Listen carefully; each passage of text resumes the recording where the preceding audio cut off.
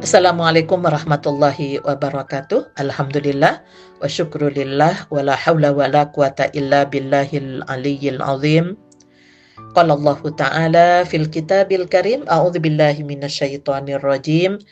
Ya ayyuhalladzina amanu la yahillu lakum an tarisun nisaa karha wa la ta'duluhunna litadhhabu bi ba'di ma ataitumuhunna illa ayyatina bifahishatin mubayyinah wa ashiruhunna bil ma'ruf fa in karihtumuhunna fa asa an takrahu syai'aw wa yaj'alallahu fihi khairan katsira. Wahai orang-orang yang beriman, tidak halal bagi kamu mewarisi perempuan dengan jalan paksa, dan janganlah kamu menyusahkan mereka karena hendak mengambil kembali sebagian dari apa yang telah kamu berikan kepadanya, kecuali apabila mereka melakukan perbuatan keji yang nyata. Dan bergaulah dengan mereka menurut cara yang patut. Jika kamu tidak menyukai mereka, maka bersabarlah, karena boleh jadi kamu tidak menyukai sesuatu, padahal Allah menjadikan kebaikan yang banyak padanya. Pada Quran surah An-Nisa ayat 19, ayat ini tidak berarti bahwa mewariskan perempuan tidak dengan jalan paksa dibolehkan. Menurut sebagian adat Arab jahiliyah, apabila seseorang meninggal dunia, maka anaknya yang tertua atau anggota keluarganya yang lain mewarisi janda itu. Janda tersebut boleh dinikahi sendiri atau dinikahkan dengan orang lain yang maharnya diambil oleh pewaris, atau tidak dibolehkan menikah lagi karena khawatir harta warisnya nanti pindah kepada orang lain. Pemirsa dan pendengar yang dirahmati oleh Allah, surah An-Nisa ayat 19 itu bagian daripada tradisi jahiliyah yang telah dihilangkan di dalam Islam. Bahkan ada pesan bagi suami ataupun keluarga dari suami ketika meninggal dunia atau cerai, maka apa yang telah diberikan berupa harta kepada istri itu jangan diambil kembali, kecuali si istri itu melakukan perbuatan keji yang nyata, yang di sini akan membuat aib keluarga, seperti berzina, mencuri, kemudian perbuatan-perbuatan lain yang tidak layak dilakukan oleh perempuan yang nantinya akan menjadi ibu dari anak-anaknya. Kemudian peringatan kepada suami agar bergaul dengan istri dengan cara yang pantas. Jadi istri itu adalah pasangan, istri itu adalah mitra, jadi bukan yang harus membantu dalam semuanya, ya. Maka jika ada hal-hal yang kurang baik dari perilaku istri itu, maka suami diperintahkan untuk bersabar, untuk mendidiknya. Barangkali Allah menjadikan kebaikan yang banyak padanya. Untuk itulah maka seperti Hafsah, istri Rasulullah, putri dari sahabat Umar, kalau ada kekurangannya tapi ada kebaikan, dia adalah perempuan yang ahli puasa sunnah, yang banyak hafalan Al-Quran, dan istiqomah dengan sholat malamnya. Jadi jangan hanya dilihat yang kurang baiknya, kurang cantiknya, tapi ada kebaikan-kebaikan yang lain yang perlu menjadi pertimbangan yang harus disyukuri. Nah, untuk itulah wa ashiruhunna bil ma'ruf, ihsan al-asyara artinya bergaul dengan istri dengan cara yang sebaik-baiknya, yang prakteknya akhlaknya itu tergantung pada masing-masing. Yang jelas Rasulullah sudah memberikan contoh teladan bagaimana bergaul dengan istri dengan sebaik-baiknya.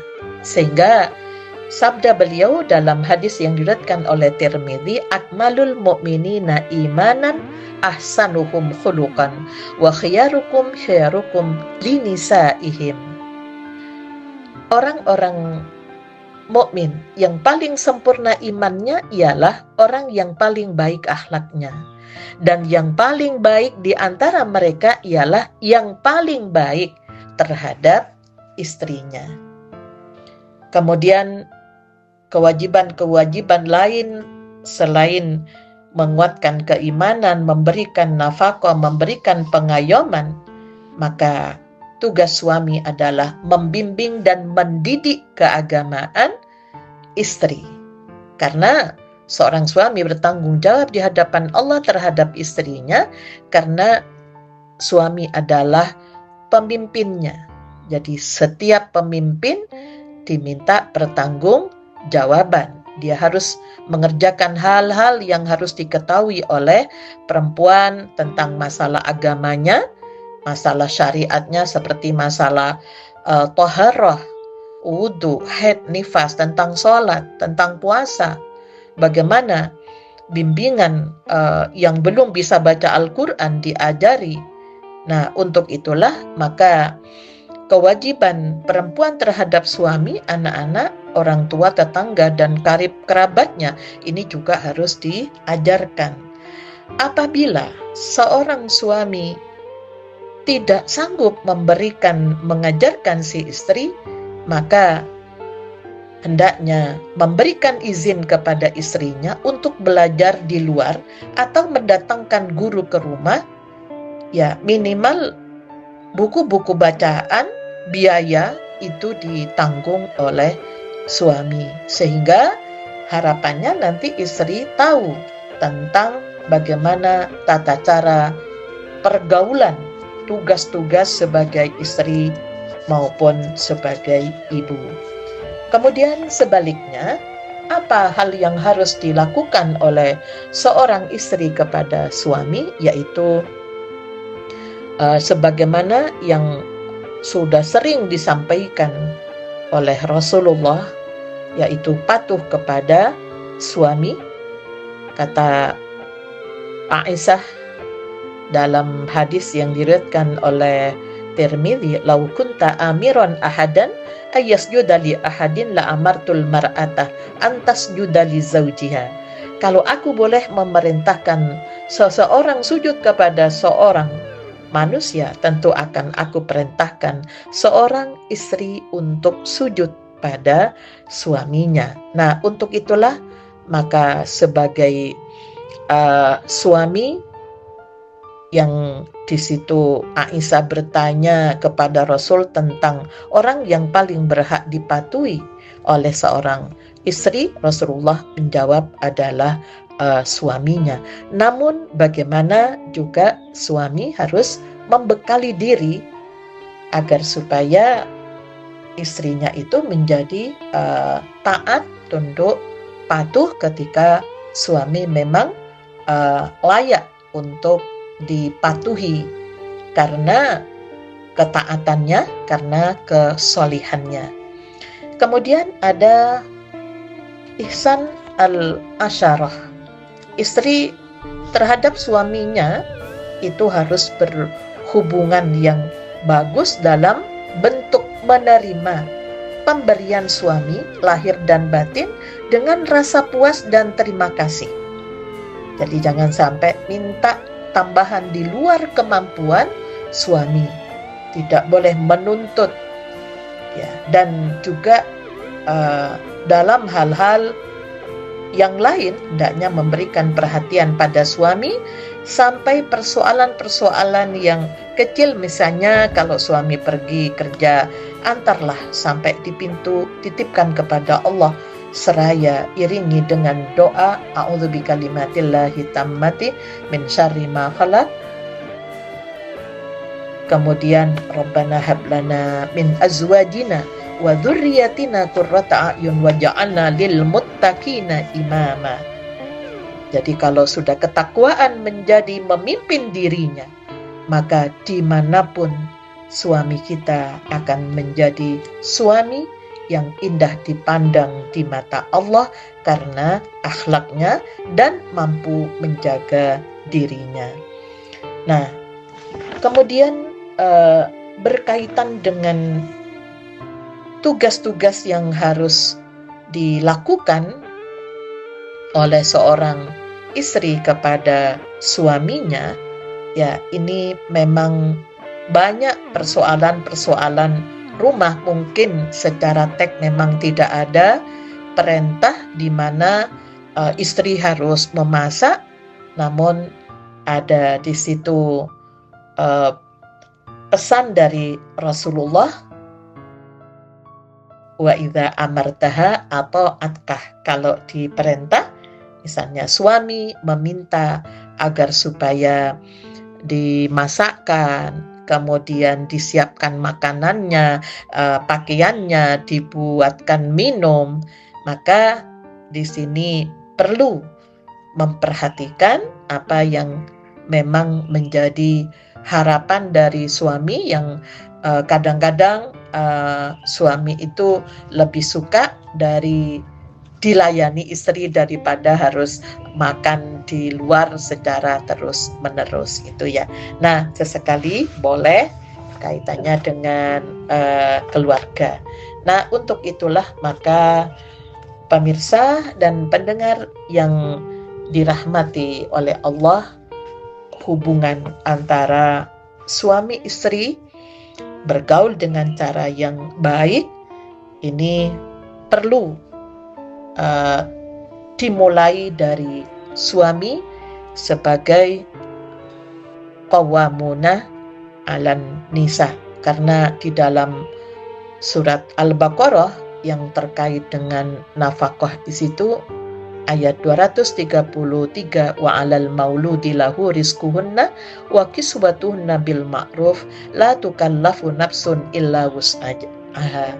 Kewajiban atas bapak yang kalau sudah punya anak tidak hanya sekedar suami tapi sudah menjadi ayah, memberi belanja ibu anaknya dan pakaian secara ma'ruf tidak diberi seseorang kecuali sesuai kemampuannya. Nah, ini jadi suami atau ayah memberi, sedangkan istri atau ibu menerima sesuai dengan kemampuan suami.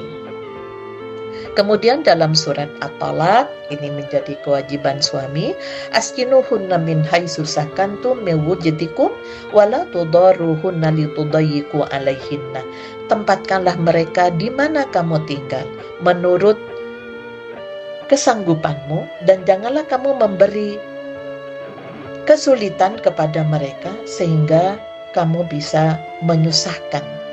Jadi jangan memberikan madarat sehingga para istri itu menjadi susah ya. Walaupun dicerai oleh suaminya dalam masa iddah, maka tempat tinggal itu tetap menjadi kewajiban suami. Begitu pula berkaitan dengan urusan makan dan pakaian. Maka di surat At-Talaq ayat 7, liyunfik dzu sa'atin min sa'ati wa man qudira alaihi rizquhu falyunfik mimma atahullah la yukallifullahu nafsan illa ma ataha sayaj'alullahu ba'da usrin yusra.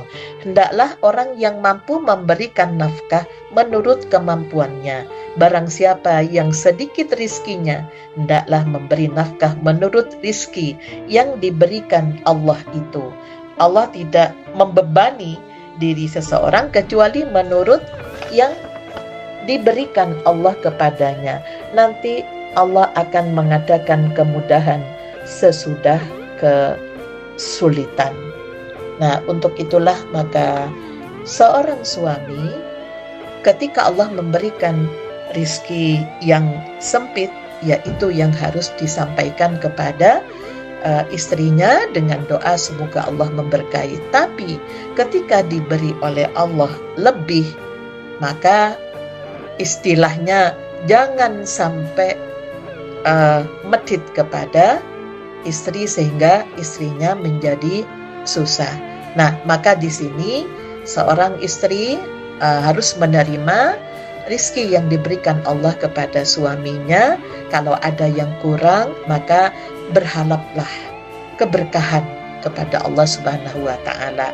Begitu juga kalau dikasih oleh Allah yang lebih karena suaminya diberi kelebihan oleh Allah, maka seorang istri pandai-pandai memanage dalam urusan keuangan, ya, sehingga itu menjadi amanah yang harus dipertanggungjawabkan, sehingga istri yang solihah di situ itu ya mampu diberi amanah berkaitan dengan harta suami itu lebih manfaat untuk urusan-urusan seperti urusan tegaknya agama Islam yang memang memerlukan dana. Insya Allah di tangan perempuan solihah harta suami itu akan banyak manfaatnya dan akan penuh keberkahan yang datang dari Allah Subhanahu wa Ta'ala. Nasrun minallah wa fathun qarib wa basyiril mu'minin walhamdulillahi rabbil alamin. Assalamualaikum warahmatullahi wabarakatuh.